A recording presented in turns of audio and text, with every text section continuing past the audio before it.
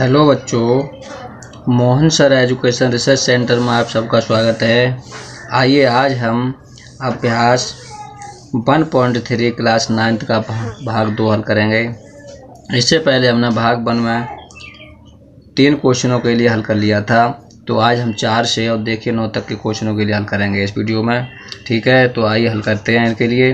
देखिए पहला सवाल क्या कहता है, 0.99 और देखिए डॉट डॉट यानी कि हमारी संख्या चल रही है को P/Q के रूप में व्यक्त कीजिए।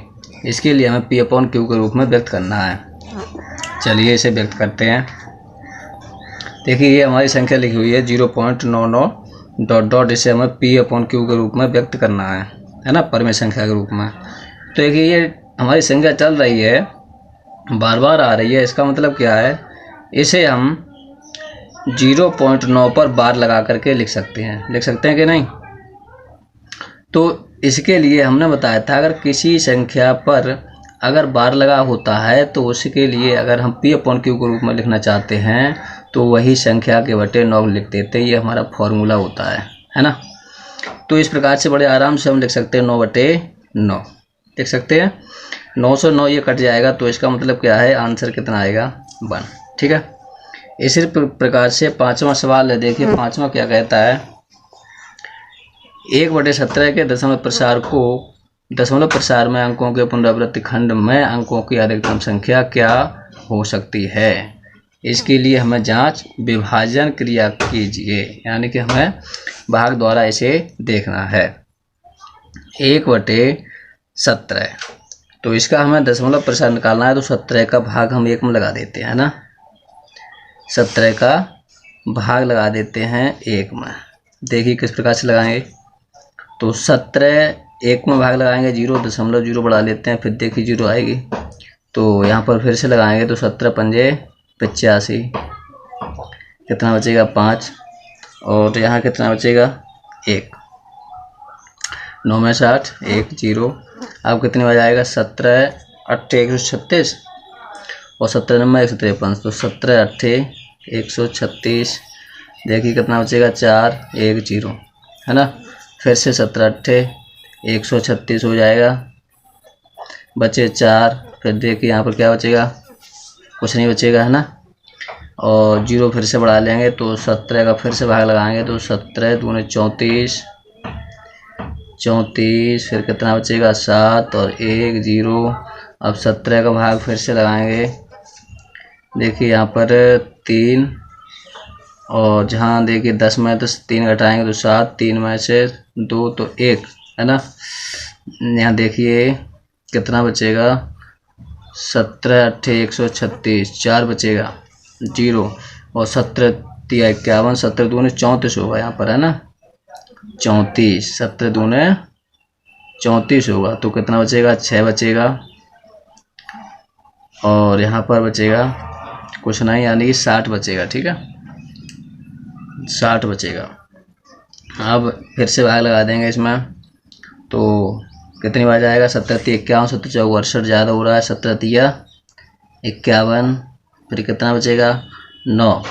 अब देखिए फिर से यहाँ पर लगाएंगे 0, और कितनी बार जाएगा, 17 पंजा 85, 17 पंजे 85, फिर कितना बचेगा 5, फिर 0, तो 17 3 51 ज़्यादा हो जाएगा, 17 दूने 34, फिर कितना बचेगा 6 और 1 0। फिर कितनी बार जाएगा, 17 8 136, 17 9 153, यानी कि 9 बार चला जाएगा, है ना। 17 9 153, कितने बार जाएगा 7, और यहाँ पर देखिए कुछ नहीं बचेगा 0। फिर कितनी बार जाएगा, अगला फिर 17 का भाग लगाएंगे इसमें, तो 17 7 चौक 68, 17 चौके 68, कितना बचेगा 2, फिर 0 बढ़ाएंगे 17 1 17, फिर बचेगा 3, फिर 0, तो 17 दूनी 34 ज़्यादा हो जाएगा, 17 1 17, और देखिए फिर से यहाँ पर 17 घटाएंगे तो 3 वो 7 3 बचेगा, और यहाँ पर 1, है ना, 2 में से 1 बचेगा 0। अब देखिए कितनी बार जाएगा, 17 7 119, 17 8 136 ज़्यादा हो, 17 7 119, कितने बचेंगे 1 1, फिर 0, 17 छिक्के 102, कितने बचेंगे 8 बचेगा, फिर 0। अब फिर से 17 का अगर इसमें भाग लगाएंगे तो 17 पंजे 50 ही ज़्यादा हो जाएगा, 17 चौके 68, 17 चौके 68, 2 बचेगा और इधर 1 0। फिर देखिए लगाएंगे तो 17 सत्ते 119, 119 1 बचा। फिर देखिए कितना बचेगा यहाँ पर 1 और 0 बढ़ाएंगे, फिर भाग लगाएंगे तो कितनी बार जाएगा 17 पन्ना 85 और 17 छिक्का 102 और 17 सत्ते 119। यानी इस प्रकार से अगर हम भाग लगाते हैं तो ये संख्या हमारी जो आई है ये बार बार आएगी, है ना। देखिए भाग बहुत लंबा हो गया है, लगा के देखना आप, तो ये संख्या हमारी बार बार आएगी। तो इस प्रकार से इस पर हम बार लगा देते हैं, ठीक है। तो यही हमारा इसका आंसर होगा 0.05882352941174647, ठीक है। इस पे बार लगा देते हैं। इसी प्रकार से क्योंकि अभी भी ये संख्या हमारी चल रही है ना। कितने अंक हो गए इसमें 16 अंक हो गए हमारे, ठीक है ना। तो यही हमारा इसका आंसर है, ठीक है। हाँ, तो इसी प्रकार से अगला सवाल देखिए। अगला सवाल है छठा, देखिए क्या कहता है P/Q बराबर नॉट इक्वल टू 0, है ना। यानी Q बराबर 0 नहीं हो सकता है के रूप की परमेय संख्याओं के अनेक उदाहरण लीजिए जहाँ P और Q पूर्णांक हैं जिनका एक के अतिरिक्त अन्य कोई उभयनिष्ठ गुणनखंड नहीं है और जिसका शांत दशमलव निरूपण प्रसार है। शांत दशमलव होगा, ठीक है। क्या आप यह अनुमान लगा सकते हैं कि Q को कौन सा गुण अवश्य संतुष्ट करना चाहिए। देखिए चेक करते हैं इसके लिए। तो छठा सवाल है ये, यानी कि कोई परमेय संख्या है P/Q है, उसमें Q नॉट इक्वल टू है 0, 0 नहीं रखना है हमें। तो यहाँ पर अगर हम कोई संख्या लेते हैं, मान लिया हमने, देखिए 4 बटे अगर हम 5 लेते हैं तो इसका गुणनखंड 5 का कितना होगा, Q के गुणनखंड कौन कौन से होंगे, 1 गुणा 5 होगा, है ना। जब 5 है तो अगर हम इसमें भाग लगाते हैं तो 5 अट्ठे कितना होगा 0.5 अट्ठे 40 हो जाएगा। यानी कि ये दशमलव प्रसार इसका शांत होगा, है ना। अच्छा, अगर हम यहाँ पर लिखते हैं, मान लिया हमने 4 के बटे का 2 लिखते हैं, तब कितना होगा, तो देखिए इसका गुणनखंड 2 है ना। तो Q के गुणनखंड कितने होंगे 2, है ना। 2 गुणा 1 लिख सकते हैं या फिर 1 आगे लिख दीजिए, ठीक है। तो अगर 2 से भाग लगाएंगे तो ये कितना हो जाएगा 2 दूने 4, यानी कि 2 हो जाएगा, ठीक है। इसी प्रकार से अगर हम कोई और परमेय संख्या देखी लेते हैं, ऐसे 3 बटे या 13 बटे 3 के लिए लिया है हमने। अब 3 का भाग लगाते हैं तो ये देखिए दशमलव शांत नहीं होगा, 3 चौक 12 दशमलव 1 बचेगा, 3 तिया 9, 3 तिया 9, यानी कि इस प्रकार से ये चलता रहेगा, है ना। तो इसका मतलब ये है किसी भी यानी कि संख्या में अगर देखिए अगर 5 गुणनखंड होगा या फिर देखिए 2 गुणनखंड होगा, है ना, ठीक, 5 होगा या फिर 2 गुणनखंड होगा, तो Q के गुणनखंड कौन कौन से 2 गुणा 5 अगर हैं या फिर दोनों होंगे, ठीक है, तब ये हमारी परमेय संख्याएं कैसी होती हैं, शांत दशमलव में आती है, शांत होंगी, ठीक है। हाँ, इस प्रकार से हम कह सकते हैं। तो Q के हमारे गुणनखंड कौन कौन से हो सकते हैं, 2 गुणा 5, या तो 2 गुणा 5 की घात चाहे 2 लग जाए चाहे 3 लग जाए, वो अलग बात है, पर ये दोनों गुणनखंड हो सकते हैं या फिर कोई इनमें से एक हो सकता है, पर ये 3 नहीं हो सकता। ये देखिए अशांत में आएगा, ठीक है, और ये भी शांत में होगा, ठीक। तो इस प्रकार से हम कह सकते हैं कि Q के गुणनखंड कौन कौन से हो सकते हैं, 2 और 5 या फिर दोनों, ठीक। अगला सवाल देखते हैं। 7वां सवाल कहता है ऐसी 3 संख्याएं लिखिए जिनके दशमलव प्रसार अनपसानी अनावर्ती हों। अनपसानी अनावर्ती हैं, है ना। तो चलिए लिखते हैं ऐसी कोई 3 संख्याएं जो यानी कटती नहीं, शांत नहीं होना चाहिए, है ना। देखिए किस प्रकार से लिखेंगे। अगला सवाल है 7वां, तो कोई सी यानी कि 3 संख्या मांगता है, तो संख्याएं मांगने के लिए Q के गुणनखंड अभी हमने बताया था कौन कौन से होना चाहिए, 2 गुणा 5 अगर होंगे तब वह संख्या कैसी होगी, शांतमय होगी। कैसी होगी, शांतमय। लेकिन सवाल क्या कहता है, कैसा होना चाहिए, नॉट इक्वल टू 2 यानी कि 5, ये गुणनखंड नहीं होना चाहिए, तभी तो होगी अनपसानी, है ना। हाँ, अनपसानी। तो ये गुणनखंड वाली हम संख्या को क्यू की जगह पर नहीं रखेंगे, ठीक, पी अपॉन क्यू की जगह पर नहीं रखेंगे। तो कोई संख्या ले सकते, सवाल कह रहा है 3 संख्या लिखिए। तो जैसे मान लिया हमने 11 बटे यहाँ पर 3 लिख देते हैं, क्योंकि 3 का गुणनखंड 2 और 5 में से नहीं हो सकता है ना। अगली संख्या एक और लिखते हैं, मान लीजिए यहाँ पर 15 है, 15 बटे 7 लिख दिया, ठीक है। और भी अगर लिखना चाहते हो तो लिख लेते हैं 1 बटे 9, ठीक। यानी कि ये गुणनखंड वाली संख्या हम क्यू की जगह पर नहीं लिखेंगे, ठीक। इसके लिए हमें दशमलव में लिखना है, या फिर इतना ही हम लिखा रहने देंगे, ठीक है। तो बस यही हमारा आंसर होगा। पहली संख्या लिख दी और ये दूसरी संख्या, ठीक है। कोई भी लिख सकते हो, जरूरी नहीं है कि यहाँ पर 11 ही होना चाहिए, ठीक है। हाँ, इसी तरह से अगला सवाल देखेंगे। 8वां है, परमेय संख्याओं 5 बटे 7 और 9 बटे 11 के बीच की 3 अलग अलग परमेय संख्याएं ज्ञात कीजिए। अब देखिए 5 बटे 7 और 9 बटे 11 के बीच की संख्या हमें लिखना है।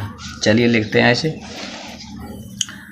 8वां सवाल है 5 बटे 7 और 9 बटे 11 के बीच की लिखनी है।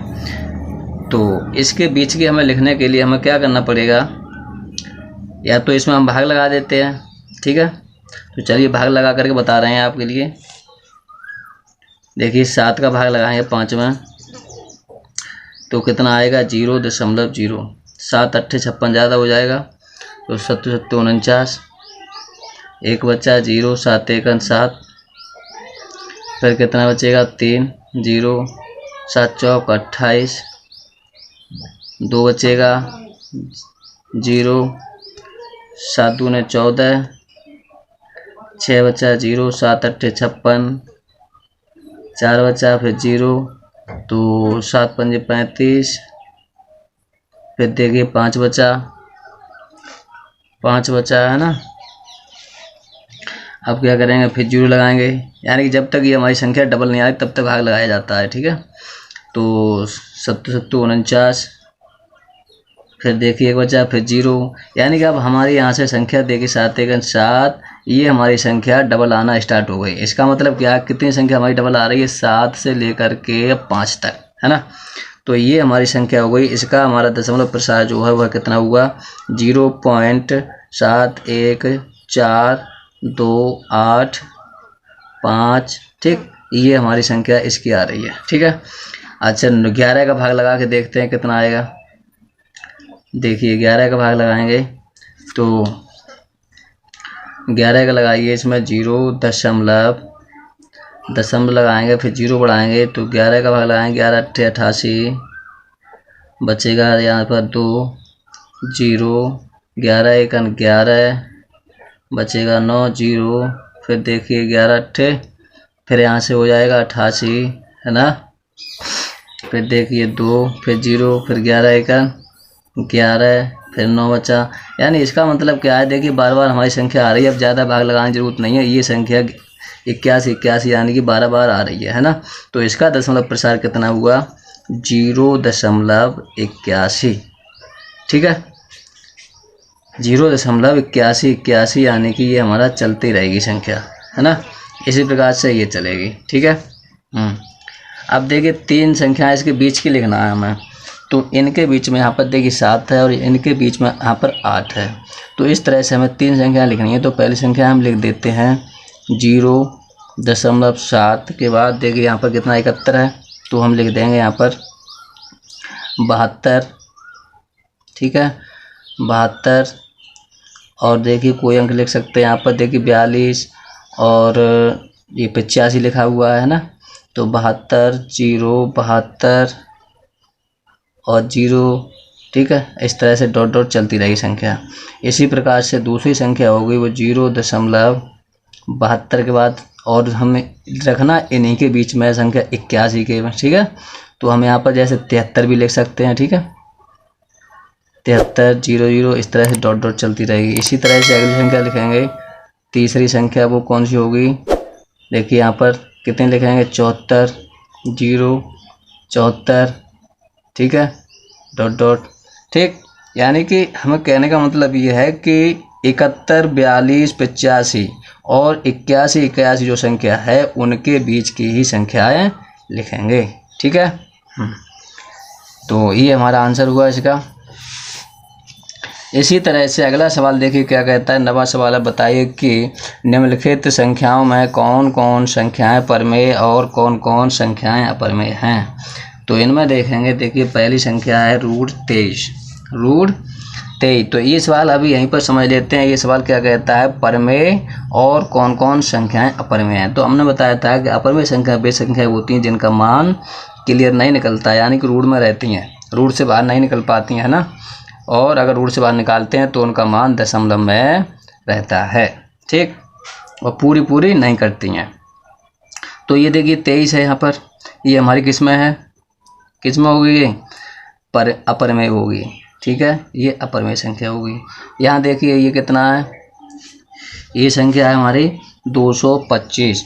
अब ये संख्या 225 है तो किस में जाएगी, परमेय में जाएगी, क्योंकि 15 15 कितना होता है 225 होता है, तो ये 15 का वर्ग है ना, इसके बराबर 15 आ जाएगा, निकालेंगे तो इसका वर्गमूल निकल जाएगा, ठीक है। और इधर देखिए ये संख्या हमारी किस में होगी, परमेय होगी, क्योंकि ये पूरी कट चुकी है, ये अभी बार नहीं चल रही है इधर, है ना। तो ये भी हमारी संख्या परमेय होगी। ये देखिए चल रही है तो ये कैसी होगी, अपरमेय होगी। ये भी देखिए चल रही है बार तो ये कैसी होगी, अपरमेय, ठीक है ना। बस यही पहचान होती है परमेय और अपरमेय की, ठीक है। तो इस प्रकार से आज के अभ्यास हमने देखिए अभ्यास 1.3 का भाग 2 हल कर लिया है। वीडियो हमारी पसंद आई तो लाइक करें, सब्सक्राइब करें, ठीक है। अगली वीडियो में फिर मिलेंगे, तब तक के लिए नमस्कार, थैंक यू, धन्यवाद।